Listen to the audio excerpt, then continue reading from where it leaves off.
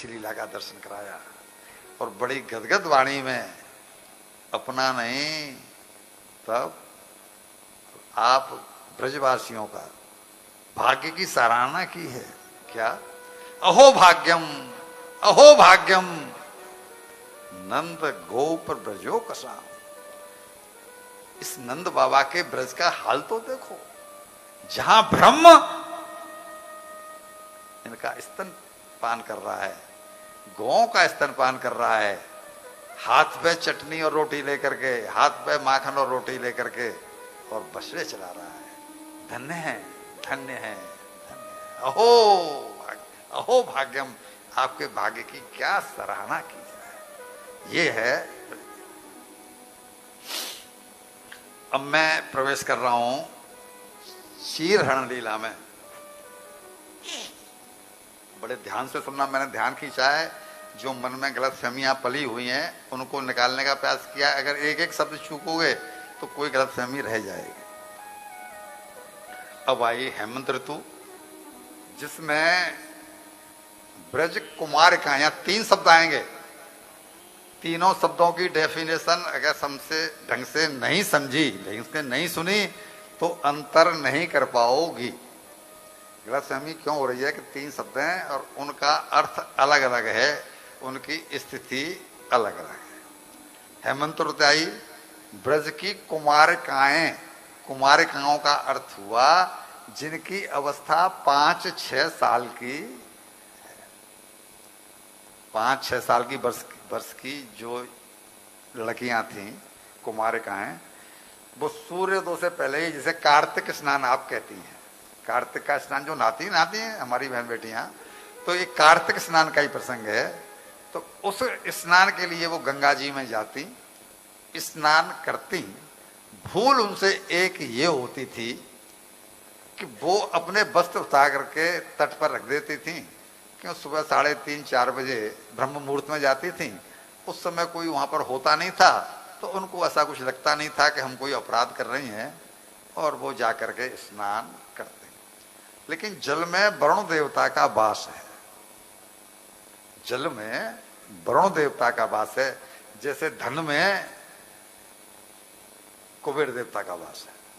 तो वरुण देवता का वास होने के कारण निर्वस्त्र स्नान करने का अर्थ है कि भगवान वरुण का अपमान किया जा रहा है। एक पॉइंट तो ये ध्यान में रखना कि वरुण देवता का इनसे अपराध हो रहा है, क्योंकि निर्वस्त्र स्नान करती थी। अब दूसरा ध्यान में जहां खींचना चाहता हूं, ये प्रार्थना किससे करती हैं? वहां पर डुबकी मार के स्नान करके कात्यायनी देवी का। कात्यायनी देवी मीन्स, दूसरा मैं इसका सिमिलर वर्ड पूछूं तो कोई बताए? अच्छा, कात्यायनी मीन्स योग माया। वृंदावन में जो कात्यायनी देवी का मंदिर है, वो ये हेमलता बेटी, इनके पापा उनके ऐसे भक्त थे कि बस क्या कहने। ये वृंदावन के रहने वाले हैं, राकेश की ससुराल जो है राकेश जी के वृंदावन के ही हैं वो। तो वो कहें मुझे बिहारी जी पीछे, पहले कात्यायनी। वहां के लोग जो है ना, वो बिहारी जी भले ही नहीं जाए, लेकिन कात्यायनी देवी मंदिर डेली जाए। वहां की महिलाएं तो कात्यायनी देवी मंदिर, उनको लगता है कि हमारी सारी इच्छा है कात्यायनी। तो ये कात्यायनी देवी से प्रार्थना करती, क्या कह के? कात्यायनी महामाये महायोगिन नदीश्वरी नंद गोप सुतम देवी। एक एक शब्द इसलिए बोल रहा हूं कि श्लोक आपकी समझ में आ जाए कि इन्होंने क्या मांगा है और इनको क्या मिला है।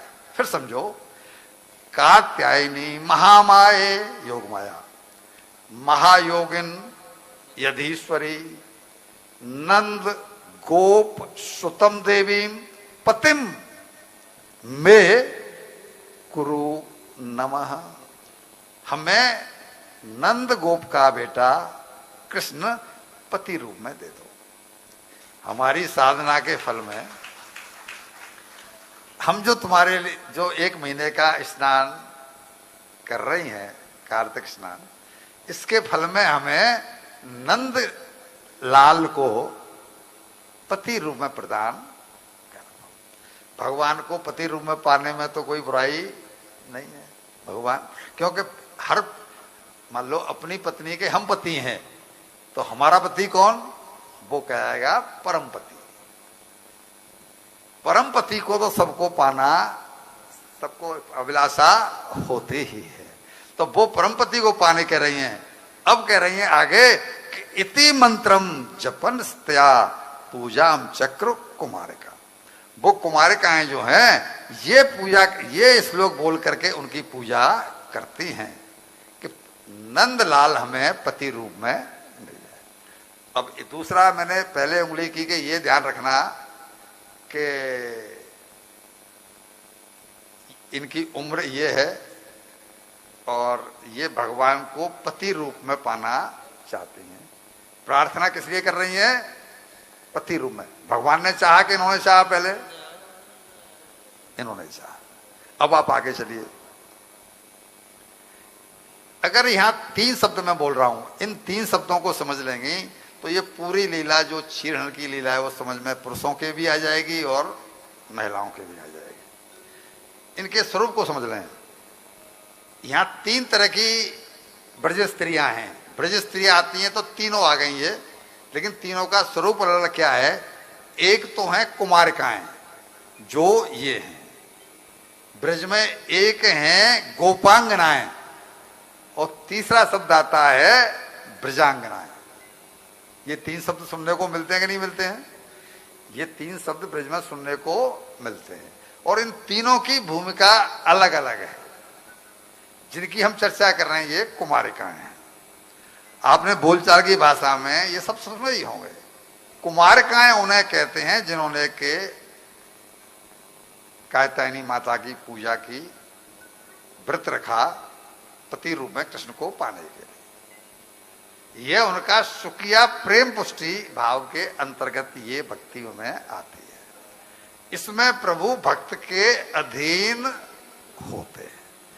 फिर सुन लो, इस अगर ये शब्द नहीं सुना कि इसमें प्रभु भक्त के अधीन होते हैं, आगे वालों में भक्त भगवान के अधीन होगा, लेकिन ये है पुष्टि मार्ग, पुष्टि भक्ति मार्ग।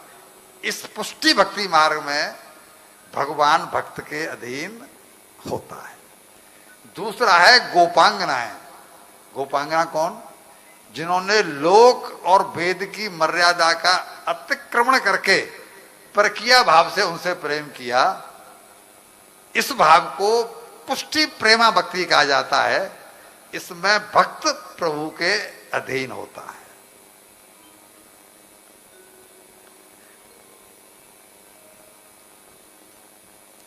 इस भाव को पुष्टि मार्ग कहा जाता है। कृष्णाधीना तो मर्यादा, स्वाधीना पुष्ट नोचते। और तीसरी होती है ब्रजांगना,